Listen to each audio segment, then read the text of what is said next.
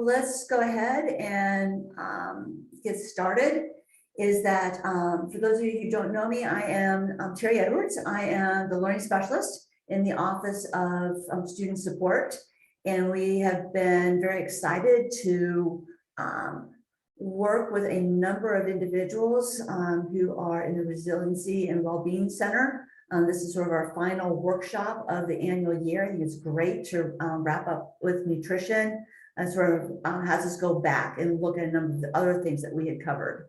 If you have not had a chance to join us on some of the previous workshops, we do have slides of those workshops on the OSS website. And Alex, you want to give them just a brief introduction of how to reach those? Hi, yes, my name is Alex Velto. I'm the program manager with OSS. Our slides can be found, our website is oss.smhs.gw.edu. I can put that in the chat. I'll also be putting a quick sign-in form just so we can track attendance and for our own kind of metrics and measurements here. But we will have these slides posted in the nutrition, the mental health section of our website. And extremely excited to have Dr. Frame present.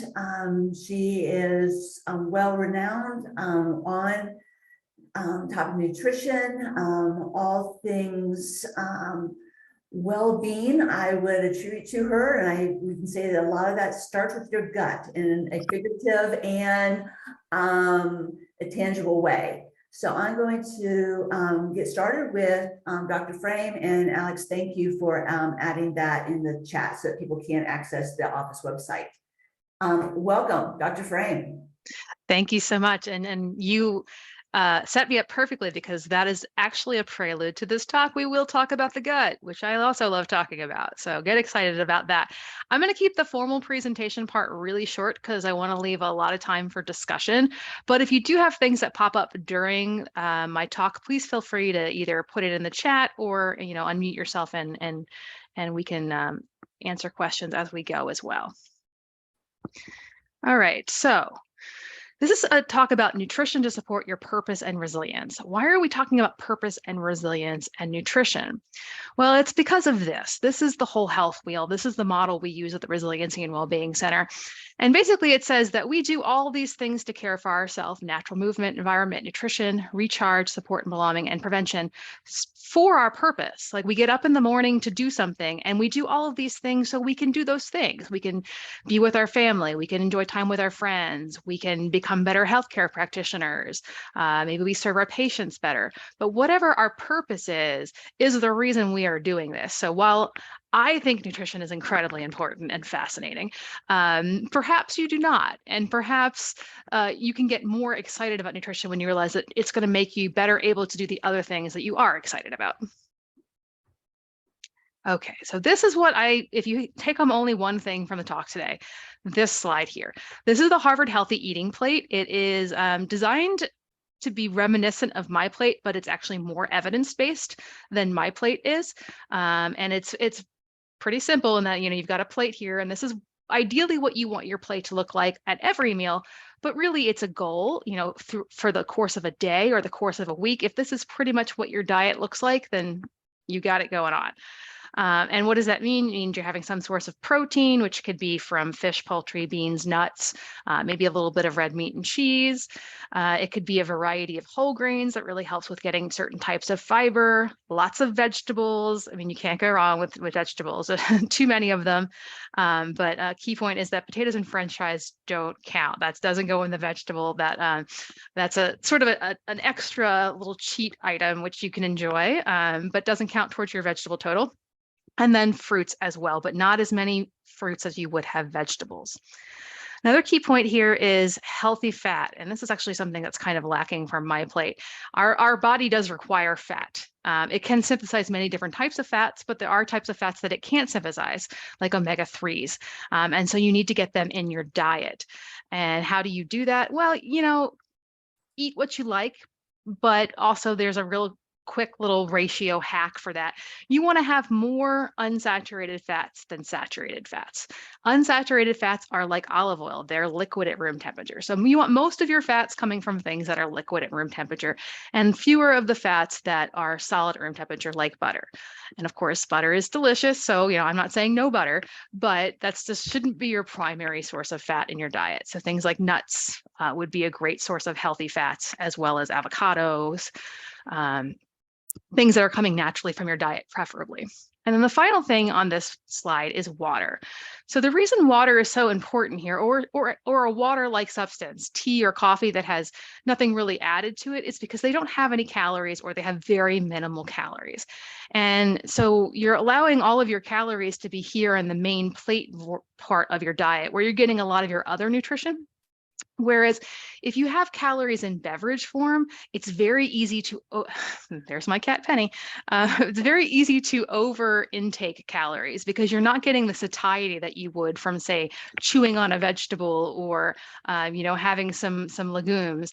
And so having water be your primary beverage really is a helpful way to maintain a healthy weight. Also, it's very easy to very quickly get a lot of calories in beverage form. You've got a mocha latte, mochaccino, something or other. Some of them have a surprisingly large amount of calories. In fact, you'd probably be horrified if you saw how many calories were in some of them. In many cases, it's like half your calories for the day. And I think if you had your choice between having one of those beverages and having a big meal, you would probably choose having a big meal, because it's going to be more satiating. So that's how we want you to think about in terms of getting your calories from food, not from your beverages. Also related to this, as you may have noticed, that the majority of this plate, or possibly even all of this plate, is from plants. And in the scientific literature, we would call that plant-based, meaning that 51% or more of your diet is plants. That's what plant-based means in the scientific literature. You may have heard it used otherwise, but that's technically incorrect. But another way of thinking about it is it's plant-centric or plant-forward. So by having mostly plants in your diet, they tend to be low in calories, they're really high in fiber, and high in a lot of the nutrients that you need in your diet. Another big hack for your diet is minimally processed foods. So when a food is processed, it's often altered. And here's a really easy example. So corn on the cob, that is really pretty much unprocessed, right? You might take it off the cob, you might cook it, but it's really not very processed. And then a processing technique might be canning. And while there are some detriments to canned food, sometimes they're high in sodium or other different elements, they can be overcome. For instance, if you take that corn out and you give it a quick rinse, now you've really reduced that sodium content, or you can buy the low sodium kind. But ultimately, if your choice is no vegetable or canned vegetable, I would say go for the canned vegetable, right? Better to have the vegetables. Now over here is the other end of the spectrum, Doritos. And basically a Dorito no longer looks anything like the corn that it came from. And that means it's an ultra processed food. It's been made in a way that you can't do at home. And there's something sort of unique about these foods that we'll talk a little bit more about later. And another really quick hack that I like to point out is frozen vegetables or frozen fruit. They are actually often more nutritious than the fresh version, which might blow your mind. So you get the fresh version at the grocery store. You think that's the best, healthiest thing you can possibly get. And it is really great for you. But it sort of depends on where you buy it, because if you got it at a major grocery store, it was probably shipped from a farm or pretty far away, and maybe it sat in the grocery store for a few days, and every day it's losing some of its nutrients. Whereas food that's frozen is picked right at the moment that it's ripe, and it's frozen that same day. So there's really minimal loss of nutrients. So if you're looking for a readily available, inexpensive way to keep vegetables around, frozen is ideal. Canned is okay, particularly if we're talking about like beans, getting some canned beans, giving them a quick rinse, and maybe throw in some rice, and now you actually have a whole meal. So I'm not against processing, you just have to limit the processing. And here's an example which I think helps to figure out where that line is. So you've got a whole apple, all steam ahead, eat the apple, enjoy it, it's good stuff. Applesauce, well, that's not really so fantastic because a lot of the fiber's been removed, and so now it's going to be higher glycemic and less good for you. Homemade apple nut bread, ooh, that sounds delicious, but it's probably more of a sometimes food, right? Because it's going to have sugar in it and maybe refined flours. Apple juice. This is pretty much where I draw the line, because most of the things that make fruit beneficial have been removed. And what is left behind is largely just sugar and water. And so for me, juice is where I draw the line. Some people do really like juice, and if you can enjoy it in small amounts, it's not necessarily a problem. But it is high in calories, and that's why we're talking about with water being your primary choice. Because if you're having a drink that's high in calories, you're not going to get the same satiation. You could drink quite a lot of apple juice, but you can't eat quite a lot of apples, and that's just the idea of the fiber there. And then anything over here is an absolute, sometimes, occasional, preferably, actually never. So packaged apple bars, apple roll-ups, apple cinnamon crunch cereals, apple puffs, and apple flavored gummy bears. I don't think they've actually seen an apple, but they are apple colored, and they definitely have some artificial flavoring. And not that you should never eat a gummy bear, but it's not something you want to have on the regular basis. And when you do eat it, really eat it as a treat and enjoy it. So why this emphasis on minimally processed? So here's a really elegant, robust feeding study that was done at the NIH about ultra-processed foods. And they took foods that were identical for macronutrients, so the same fat, carbohydrates, and protein, and they even added a fiber supplement into the ultra-processed group. So they looked the same. And what happened in these diets is when people were allowed to eat freely on the ultra-processed, that's the blue line here, they ate many more calories. And eating many more calories led to an increase in body weight, despite the fact that they were having the same type of food, right? The same fat, carbohydrate, protein, and even fiber. So that processing really is key, and it helps with that feeling of satiety. We don't feel as full when we eat ultra-processed foods. Going back to the example I had with the Doritos, have you ever sat down and eaten a dozen ears of corn? Probably not. It would be really hard to do, but have you eaten a whole bag of Doritos? I'm going to venture to guess that someone here has done that, if not all of us.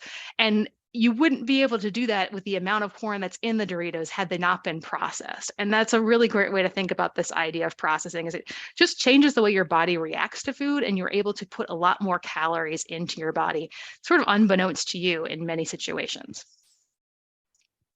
Okay, but eating healthy is expensive. That's what we always hear, right? Well, it can be, but if we think about it a little differently, I don't think it has to be. So if you were out to get a 14-inch pepperoni pizza and a 2-liter bottle of Coke, which I think most people here would agree is an inexpensive meal, it would be a little over $20, actually probably even more now with inflation. But if you were to go to the grocery store with that same little over $20, you could get all of this food. This is a lot of food. This is more than one meal. And so if we do a little bit of planning, right, you've got your dried rice, you've got your canned beans, you've got your frozen vegetables and maybe some fresh vegetables too. Then you've got, eggs are a nice protein to have on hand because they have really shelf stable. You could really have something around that's relatively easy to put together and inexpensive. So I just want to rethink the way we think about healthy eating. It doesn't all have to be whole foods and expensive, though I do love whole foods, to be honest. What else do we need to know about nutrition? So the reason plants are so important is because they have these different nutrients, like micronutrients, vitamin A, vitamin D, vitamin C, those type of things, as well as phytonutrients. And phytonutrients is a relatively new term. Basically, they're phytochemicals. They're chemicals found in plants that we have come to realize recently are actually quite beneficial for our health.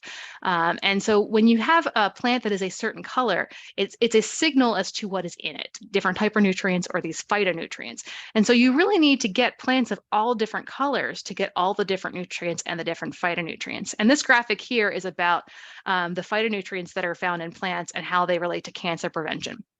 So if you only eat red plants, that's great. You're getting lycopene, which is an antioxidant, cut your prostate cancer risk, but you're not getting, folate, which builds healthy cells and your genetic material, or anthocyanins, which destroy free radicals. So you really need to eat the rainbow and get all the different colors. And related to eat the rainbow, we also need to do it for our gut health. So the gut microbiota is one of my areas of passion.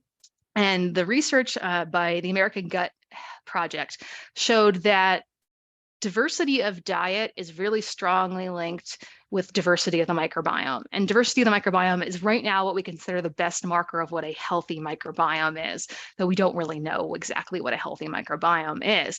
But in this work from the American Gut Project, they saw that 30 different plants per week was really the line that seemed to be differentiating between healthy or less healthy gut microbiomes.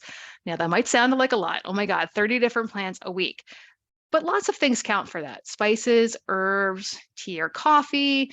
When you sit down and have breakfast and you have a lot of different things in it, that counts. So my breakfast that I have every morning is blackberries, blueberries, raspberries, sunflower seeds, almonds, walnuts, hemp seeds, a whole grain oat granola, and arugula.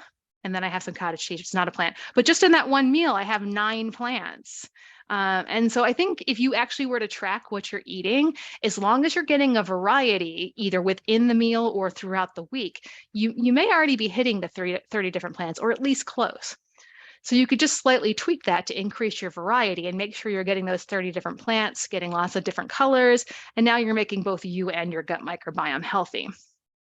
And so I have kind of a streamlined way of looking at this. So if you have colorful different plants, they are fuel for a healthy gut microbiome. And that leads to an increase of diversity and richness of microbes, which is what we consider to be a healthy microbiome. And it also increases fiber. And healthy is it's important for a healthy and more stable microbes, but it's also it's literally their fuel. It's what they eat. So if you aren't getting enough fiber in your diet, you literally are starving your microbiome. And I have a little bit more about that here in this video, but really it's just 2 simple rules. You need to eat mostly whole, unprocessed plants and eat a variety of different colored plants. Hopefully that's pretty simple. You can handle just those 2 rules. If you're doing that, everything else should really fall into place. But there is a little bit more to it. You have to prep sometimes, right? If you just leave it to chance, you maybe end up eating out of a vending machine, or having to go have fast food, or having like limited choices of healthy foods.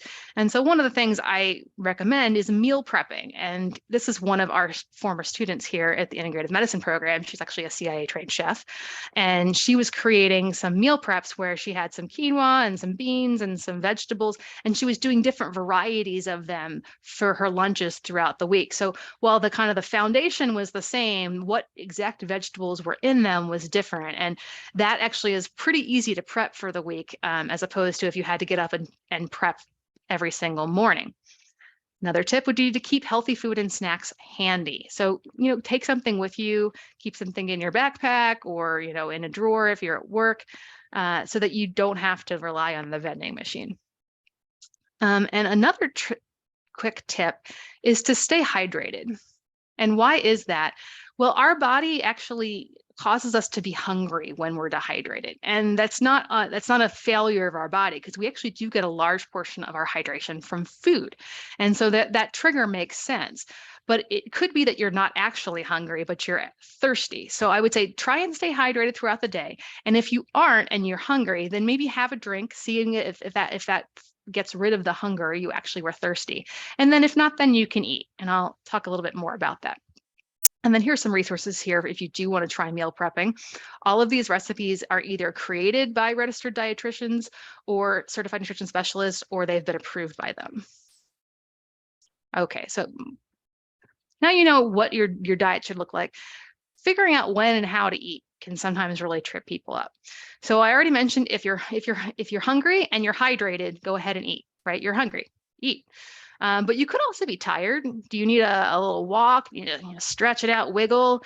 Maybe you just need a quiet moment to yourself. Those are all things you need to consider as well. And if you're still hungry and it's not mealtime, then maybe have a snack. We try and keep snacks around 200 calories or less, just because beyond that, it starts to really cut into your mealtime calories. But really, it's about listening to your body. And here are 2 examples. All right, this one is the dieter who's going to a pizza party. The dieter doesn't eat the pizza at the office party, but wants to eat the pizza. Instead, they go home and overeat at dinner, trying to satisfy that craving that they've been denying because they've been staring at pizza and really wanting to eat pizza. The intuitive eater would handle things differently. The intuitive eater recognizes they want a slice of pizza at the office party, and so they have it. They have one slice of pizza. They don't eat the whole pizza. They didn't totally throw in the towel and say, oh, I'm a failure, I might as well eat this whole pizza. They had one slice. They enjoyed it. They didn't feel guilty about it. And then they go home and they have a light dinner because they're actually less hungry because they had that slice of pizza. And so these are sort of the two polar opposites. You may end up being somewhere in the middle, but really aiming towards being more on that intuitive eater side and listening to your body. As long as you're hydrated, then it knows what it's talking about. So with that, I'm going to go ahead and open this up for questions. Also, I'm going to leave this QR code here so you can scan it and provide us feedback on this event. And I will open it up for questions.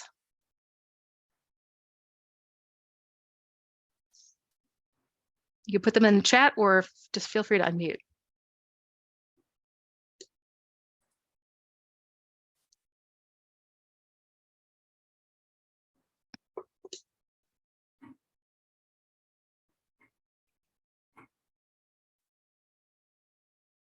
I'll kick us off. We always talk about hydration, and there's been recent talks about the old school knowledge about how many ounces you need to drink. And then there's a story about, it's based on your body type, on your gender, your weight. What are your current guidelines about hydration and what we should be aiming for? It's a great question, and there really is no answer to that. And that's why the existing guidelines are not overly useful, because they're based on some artificial average person in some artificial average world that none of us are living in. And so you really have to listen to your body. Like, and if you're feeling thirsty, it's as soon as you start to feel thirsty, that means your body needs water. It's telling you that, you give it water. And if you kind of drink a little bit throughout the day and you don't get to that point of thirst, then you're doing a good job. Now, the one exception would be if you're in some sort of an extreme environment, right? Like if you're out, say like in Arizona, and it's very hot, it's very dry, it's very easy to get dehydrated there, it can happen quite quickly. But in a less extreme environment, it's really not that much of a concern as long as you are self-aware and you are having enough water. Plus, you are getting water from your food. So even if you don't drink any water, which I don't recommend, but you're still getting some water through your food. So there's unless you're not eating, like you're fasting or something like that, there's always going to be some sort of intake for water. But it is best to kind of have a water handy, carry a water bottle with you. That way, when you do notice that thirst, it's there and you don't have to be like, oh, I'm someplace where I don't have access to water and now I'm so thirsty and maybe you get a headache. Definitely being proactive is the best way, but having an exact number, it doesn't really work. Even if I knew everything about you, it's kind of difficult because it depends on like the humidity in the air and all sorts of things. We got 3 great questions in the chat. All right. I'd like to hear your thoughts on fermentable drinks. Okay, so I'm thinking you mean fermented drinks there as opposed to fermentable, because fermentable to me means it's high in fiber that your microbiome is then going to ferment. But I'm thinking you mean fermented drinks like a kefir or something. Okay, perfect. So many of these drinks are actually quite ancient for us. They're things that we've been ingesting for many, many hundreds of years, if not thousands of years. And so in some sense, they have co-evolved with us and our microbiomes, and it seems like they have a benefit. That being said, historic, let's say kefir, that you made yourself, and perhaps you added fresh fruit from your orchard, is a different creature than the one you buy at the store. And so you have to be somewhat careful with it. Kefir and especially kombucha, they add quite a lot of sugar to these. And so in some ways they can actually be a form of soda, if you think of it that way. So being sure you're choosing a product, a fermented beverage that is not high in sugar is really important. And you can see that in the added sugar part of the nutrition facts label. That's where the non-fruit part of the sugar goes in the added sugar. So you want to keep the added sugar low. Other than that, there hasn't been a lot of studies on them because there's no big kefir out there to fund these studies. But what has been done is promising. And like I said, these foods have been around with us for a long time, and they have a lot of nutrition in them beyond that. And then it's in some ways a probiotic. So I think there's a benefit.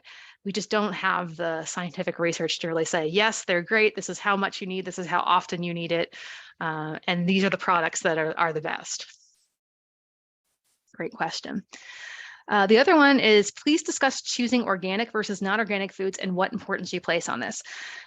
It's a great question. And I have to tell you that I've somewhat changed my mind on this a little bit. I used to think that organic, while it is important in reduction of exposure to pesticides and actually may have some small nutritional benefit in the phytonutrient world, because organic plants have more exposure to bugs, and bugs are killed by a lot of these phytonutrients. They're basically the plant's insecticide and defense. And so the more bugs you have biting on you, the more phytonutrients you have. The example would be garlic is a great one.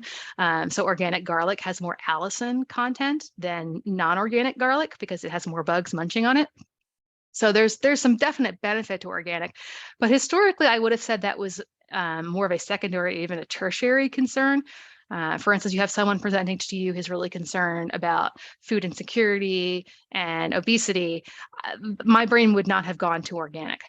That being said, that's starting to change, and I think it's changing in the work that community organizations are doing as well, in that it's a health equity issue, right? Someone who is being exposed to pesticides because they can't afford organic, that's not health equity, right? That's someone who's now going to be at higher risk for cancer or various other diseases, which perhaps will be even harder for them to deal with than the people who can afford to buy organic. So in some ways, I think we have to change the way we think about it. And organic should not be a luxury. In many places, it is still a luxury. And so when you're having that conversation with, say, a patient, you have to think about their budget. And my primary way to do that is the environmental working groups, Dirty Dozen and Clean 15.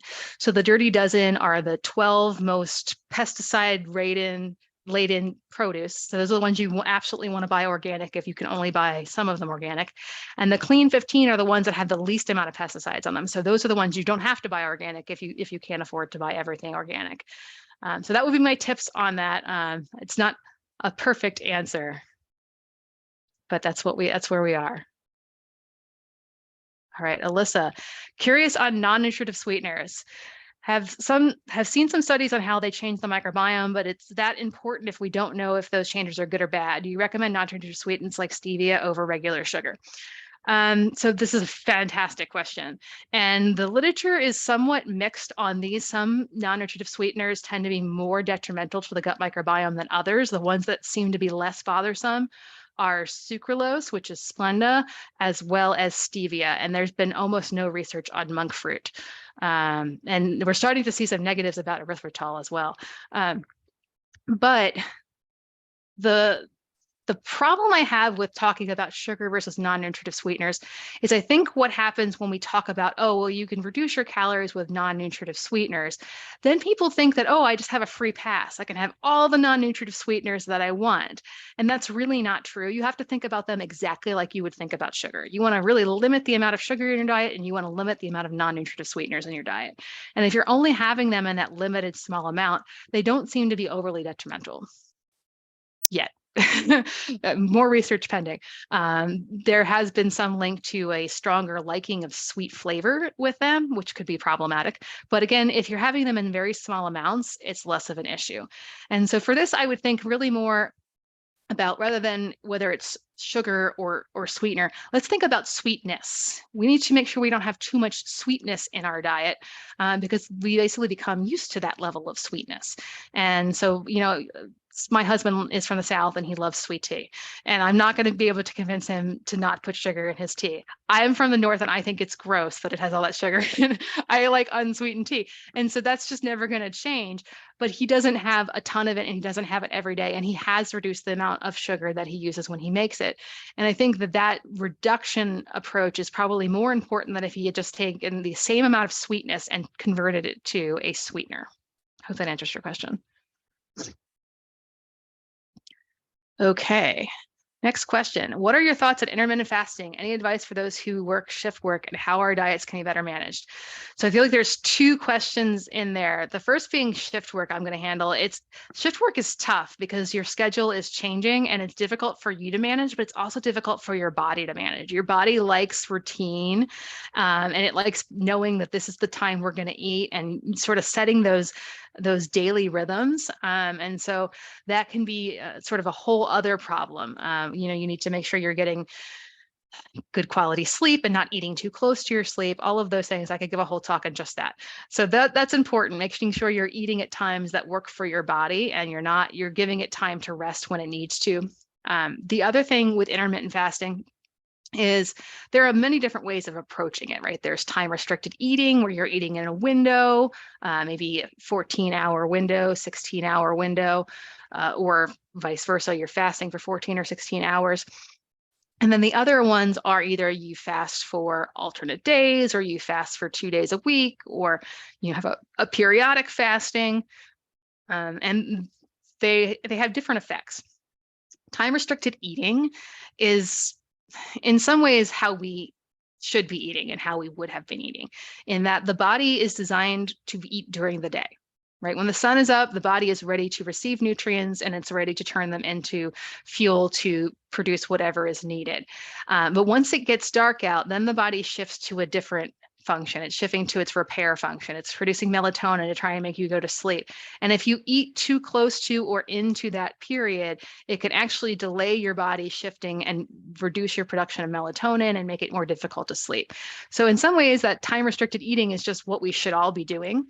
And I don't think it really has a lot of quote unquote benefits. It's just that when we don't do it, we are causing ourselves harm. So I hope that makes sense.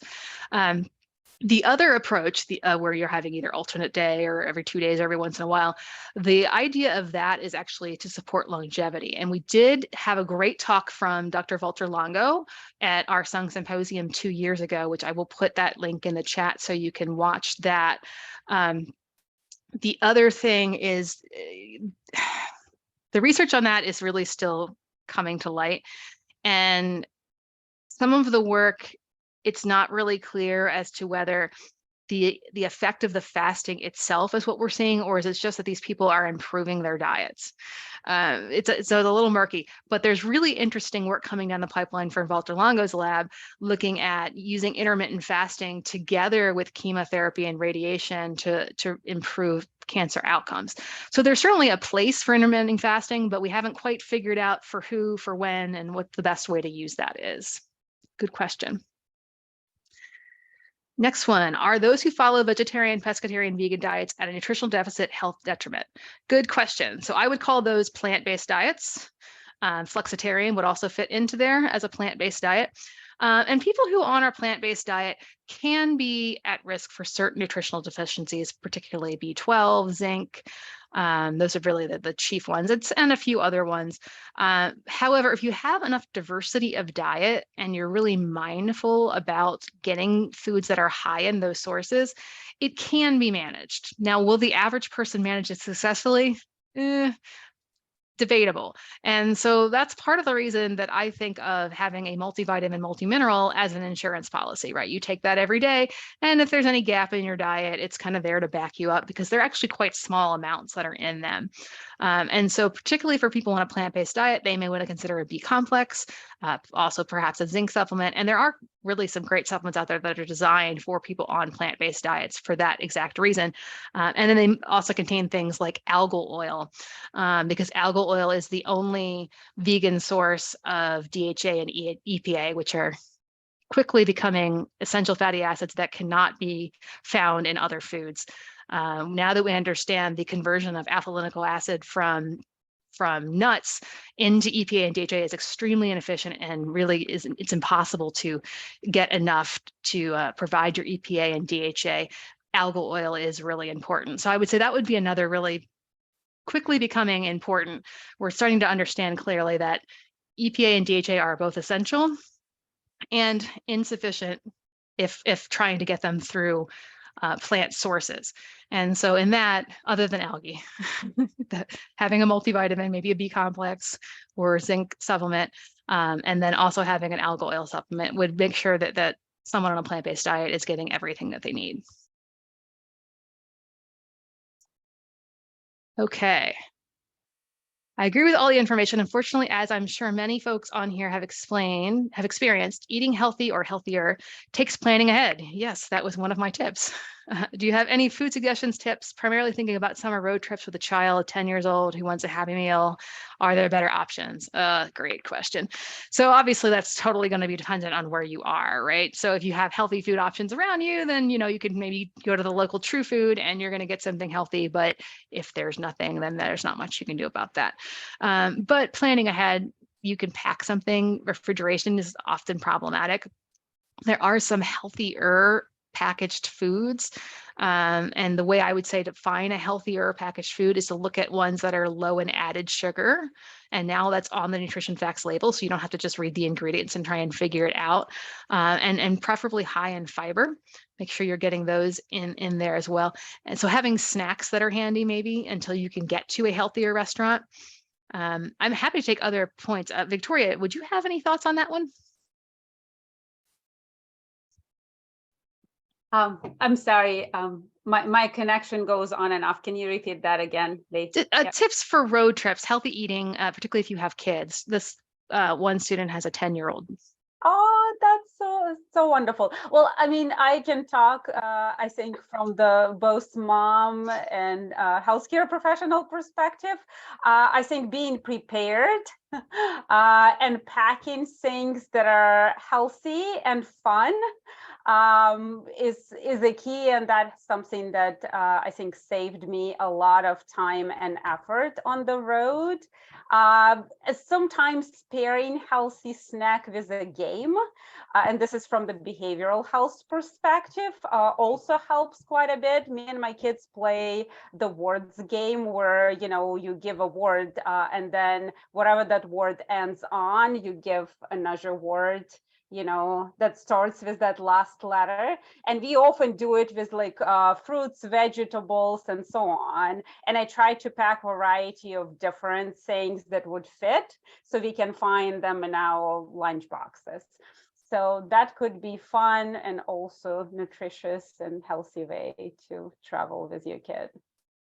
Wonderful. That's perfect. Thank you, Victoria. I knew you would have something to add to that.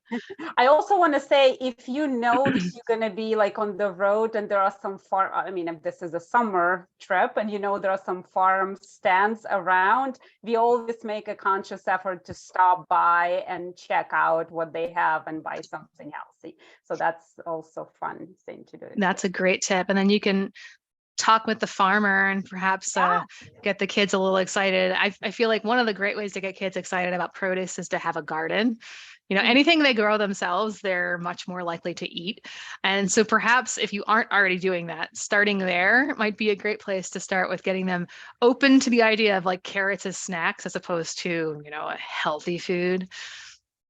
Or doing, like I'm doing hydroponics with my kids right now. So that's something very beneficial. They can actually grow very easy their own herbs or like little grape tomatoes. That's always fun. Or taking them to the farms when they have like collect their strawberries or peaches or whatever events. If you don't want to do your own garden or you can't, that's also a very great way to involve kids in something, you know, fun and nutritious. Excellent. I love it. Thank you. All right, next question. How do you strike the balance between encouraging a patient to eat healthier, less calories for weight loss, while also promoting lifelong healthy habits and avoiding leaning towards disordered eating?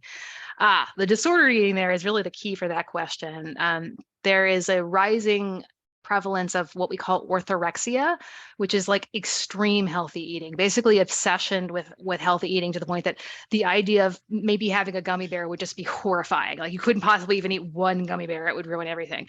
That's not healthy, right? We don't want our patients to go in that direction. And that's actually why I created, I'm going to go back here.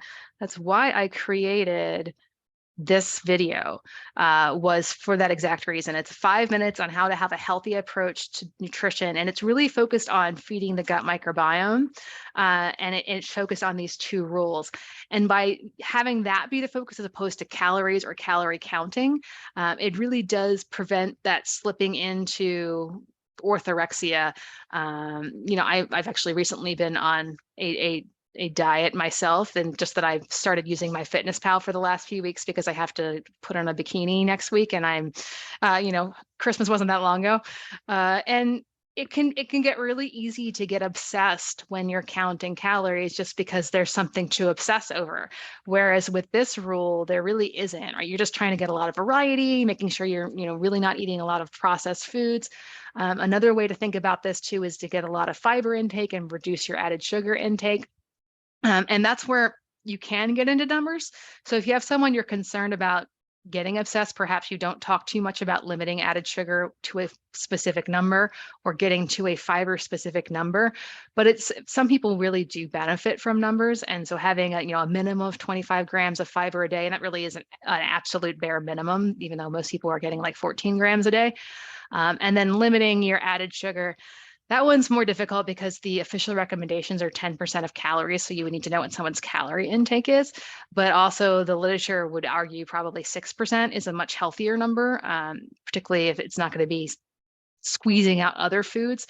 So the added sugar can be kind of a difficult conversation to have. And so that's another reason why I go back to these conversations, because if you're having mostly whole unprocessed plants, they don't have any added sugar in them at all.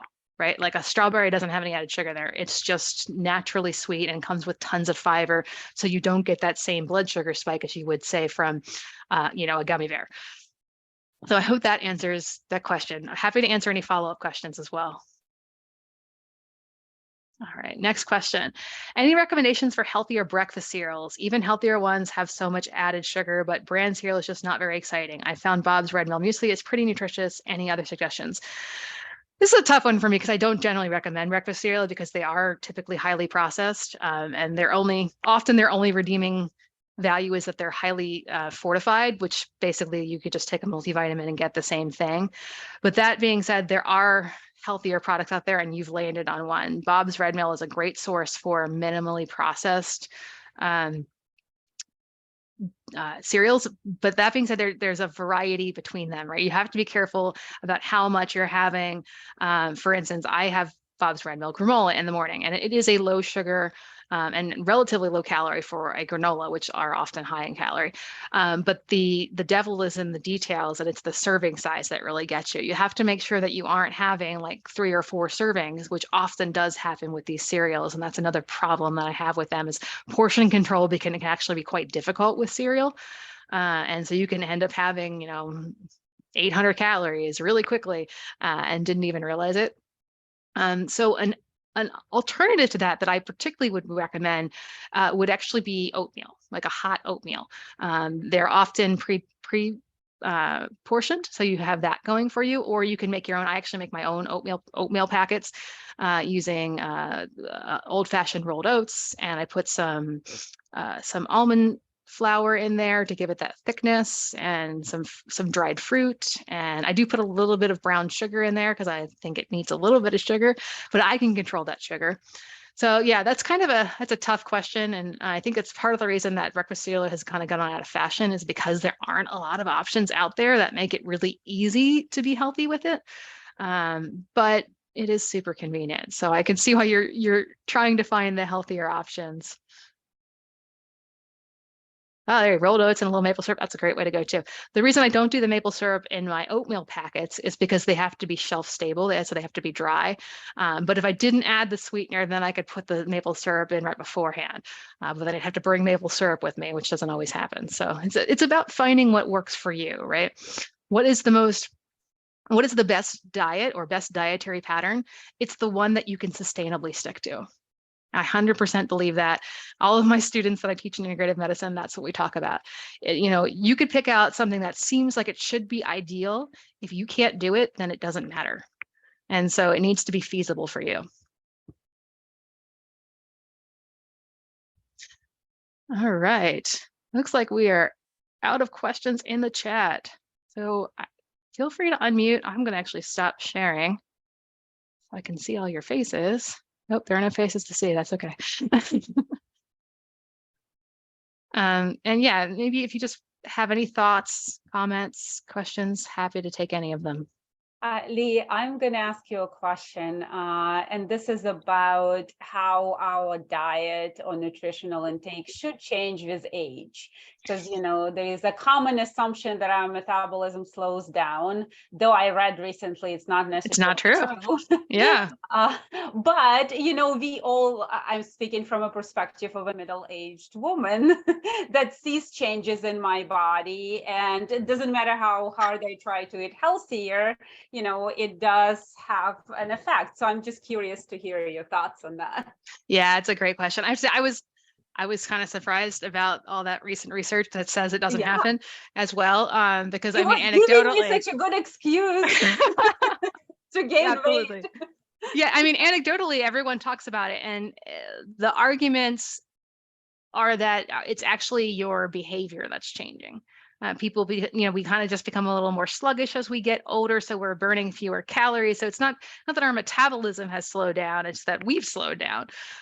So that is something to be aware of, and some of that I think has to do with, honestly, stress. I feel like as we get older, there's this sort of like there's so many things going on. You got work, and now you know you have to also worry about hot flashes and all. Like there's so many things to stress you out that I think that adds into that. But the main really element of nutrition that we do know does change over time is your need for protein. Protein needs increase over time, and to the point that they actually peak in seniors. Seniors need a much higher protein intake than even teenagers who are growing. And so that's a really quick tweak you can do is to increase your protein intake. And it doesn't mean I want everyone to go out and eat a bunch of steaks, because that's not good for you either. But particularly plant protein is shown to be very, very beneficial. So let's say you do eat meat. That's cool. Keep eating meat.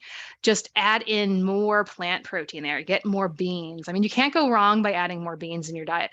Though I would give it a heads up, do that very slowly, because things that are high in fiber, especially if you're not used to them, can get your gut microbiome a little overly excited, and you can have some side effects. So you want to slowly increase your intake of fiber, particularly things like beans that are really kind of a fiber bomb. So be careful with those. But yeah, increasing your plant protein is really important, and it will help you feel full, but also more importantly, it will help maintain your lean muscle mass. And that lean muscle mass actually is what burns most of our calories throughout the day. So if you're losing your lean muscle mass, then your calories you're burning are decreasing. And that is really common with aging. And so again, while your metabolism doesn't necessarily slow, if you have less muscle mass, your caloric needs will actually decrease. So there's still some argument there that you are burning fewer calories as you get older. It's just not exactly how we thought it worked. Great question. Thank you.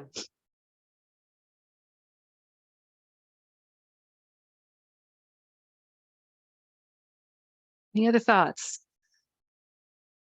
Don't be shy.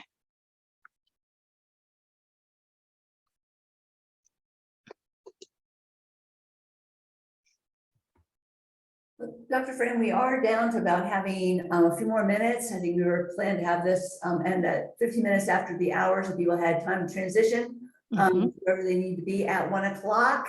Any parting words that you definitely want us to keep in our minds as we are thinking about what we're eating over the next few days?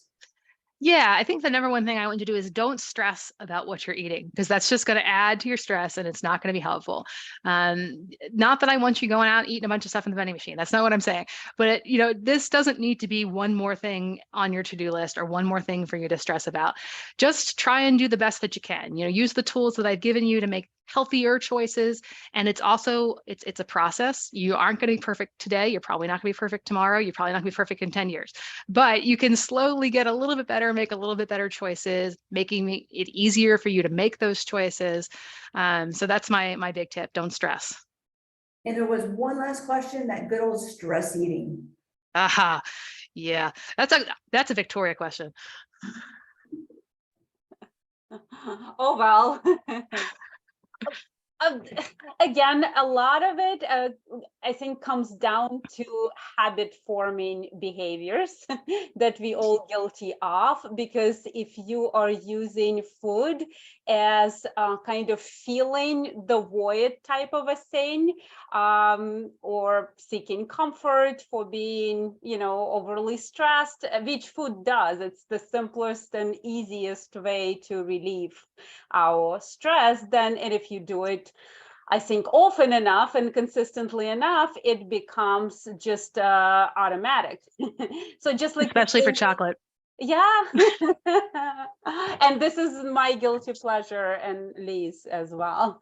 So I mean, not that I'm saying it's easy, but starting with that pause, notice, choose algorithm that Leigh often quotes, you gotta at least start noticing, okay, well, when I am stressed, this is what I'm doing, and this is how I'm doing it.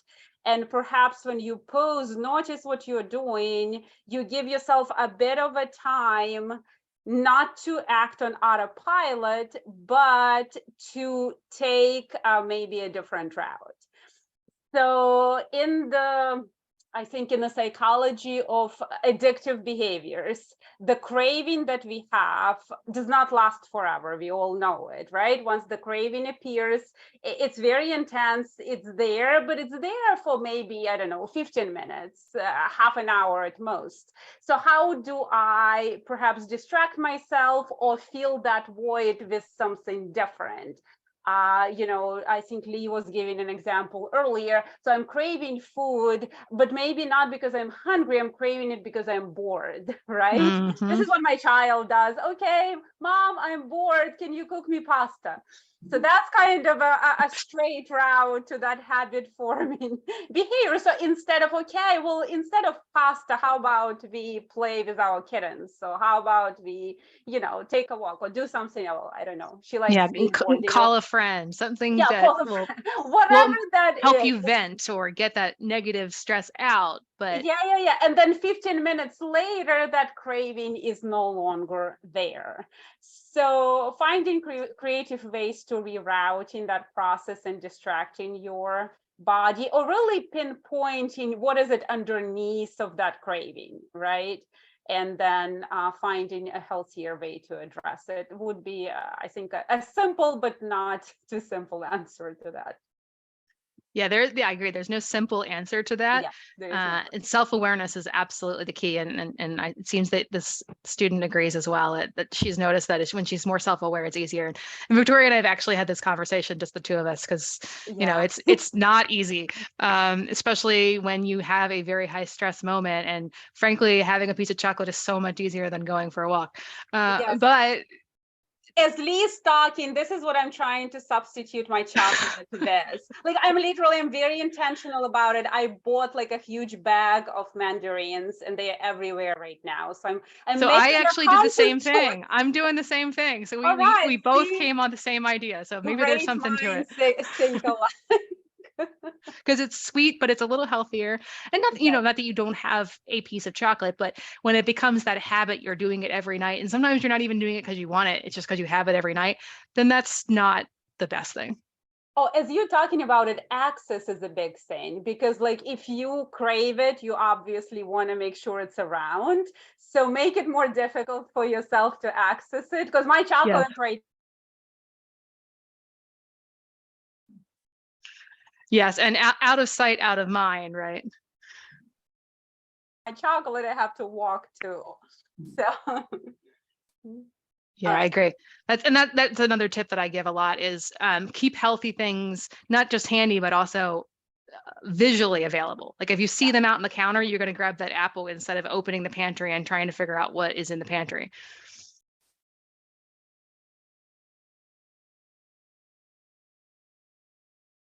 All right. It seems like everyone's heading out. Well, thank you so much for your attention.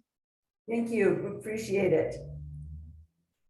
And if you've not had a chance to register, we would appreciate you doing that just so we can make sure that you have access to this video if you don't see it on the website. And Alex, do you have anything else to add? No, thank you very much, Dr. Frame. Okay, thank you. My pleasure. All right. Thank you, everyone. We look forward to the next academic year and doing more.